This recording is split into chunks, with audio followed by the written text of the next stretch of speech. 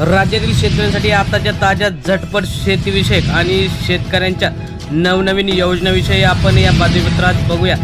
बातमीपत्रास या महत्त्वाच्या आपण सुरुवात करूया। खानदेशात पपई आवक अल्प, दरातही मोठी घट। खानदेशात पपई दराचा तिढा हा कायम असताना अलीकडे आवक कमी झालेली असताना दरात सुद्धा मोठी घट आहे।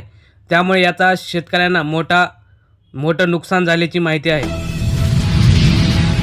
गूळ बाजारावर उन्हाचा परिणाम झाला, मागणीबरोबर दरातही काहीशी घट। कोल्हापूर बाजार समितीत दर क्विंटलला 4200 ते 4500 रुपये दर। शेतकऱ्यांना याचा फटका बसल्याची चर्चा। पंतप्रधान पीक विमा झाला कोट्यवधींचा बिझनेस। योजनेत खासगी कंपन्यांना 8 वर्षात 10,000 कोटींचा नफा, मात्र शेतकऱ्यांना याचा तोटा झाल्याचं दिसून येत आहे। पीक विमा योजना ही शेतकऱ्यांसाठी आहे की कंपन्यांसाठी आहे याची सगळीकडेच चर्चा। शेतकऱ्यांसाठी मेपर्यंत नवे ॲप, सर्वसमावेशक माहितीसाठी प्रणाली विकसित करण्यास सरकारने दिली परवानगी। तर या ॲपमध्ये प्रत्यक्ष शेतीशाळा भेट आणि प्रत्येक पिकासाठी विस्तृत माहिती असणार आहे। राज्यात खरेदी विक्रीचे 29,57,000 व्यवहार। दस्त नोंदणीतून तब्बल 58,119 कोटींचा महसूल जमा। तर गेल्या 1 वर्षात जमीन खरेदी विक्रीकडे जनतेचा कल दिसून आलेला आहे। देशाच्या साखर उत्पादनात 57 लाख टनांची घट। गत वर्षीच्या तुलनेत 15 एप्रिल अखेरची ही स्थिती आहे। तर देशात अजूनही 37 साखर कारखान्यांचा गाळप हंगाम हा बाकी आहे। त्यानंतर ठरेल की घट झाली की वाढ। बीडच्या बाजारात रेशीम कोष आवकेत 3,000 क्विंटलने वाढ। मराठवाड्यात नव्हे तर राज्यातील अग्रगण्य रेशीम कोष खरेदी म्हणून बाजारपेठ म्हणून बीडचं नाव सध्या पुढे आलेलं दिसत आहे। सोने दर लाखांच्या उंबरठ्यावर। सराफ बाजारात सोने दराने पुन्हा एकदा प्रतितोळा दर GST सह 97,600 वर पोहोचला आहे। त्यामुळे आता हा लवकरच 1 लाख सुद्धा पार करेल यात काही शंका नाही। वेंगुर्ले बाजारपेठेत हापूस हा 400 रुपये डझन।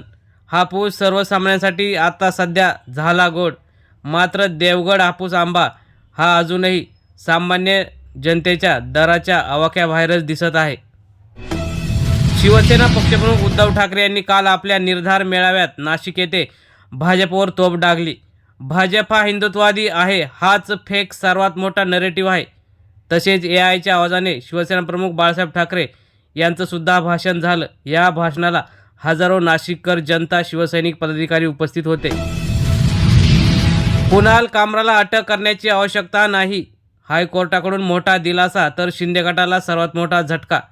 तर हायकोर्टाने हा निकाल राखून ठेवल्याने पुढे कोणाविरोधात काही बातमी येते का याकडे लक्ष लागलेलं आहे। पहिलीपासून मराठी आणि इंग्लिश सोबतच हिंदी शिकावं लागणार। येत्या शैक्षणिक वर्षापासून बदल लागू। पहिलीची पाठ्यपुस्तके सुद्धा बदलणार। तर हिंदीची सक्ती नको। शिवसेना, उद्धव बाळासाहेब ठाकरे पक्ष आणि राज ठाकरे यांची मनसे उतरणार मैदानात। सरकार काय करणार याकडे लागलं लक्ष। नाशिकमध्ये झालेल्या मेळाव्यात आम्ही शिवसेनेसोबतच सर्व खासदारांनी व्यक्त केलं मत। तर यावेळी राजन विचारे, संजय राऊत, अरविंद सावंत यांची भाषणं झाली।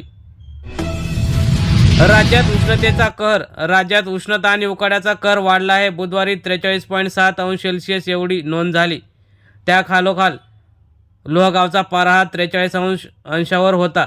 त्यामुळे येत्या पुढील काळात यापेक्षा जास्त तापमानाची नोंद होईल असं दिसतं। तर शेतकरी बांधवांनो आणि मित्रांनो, ह्या होत्या आजच्या महत्त्वाच्या शेतीविषयी ताज्या झटपट अशा बातम्या।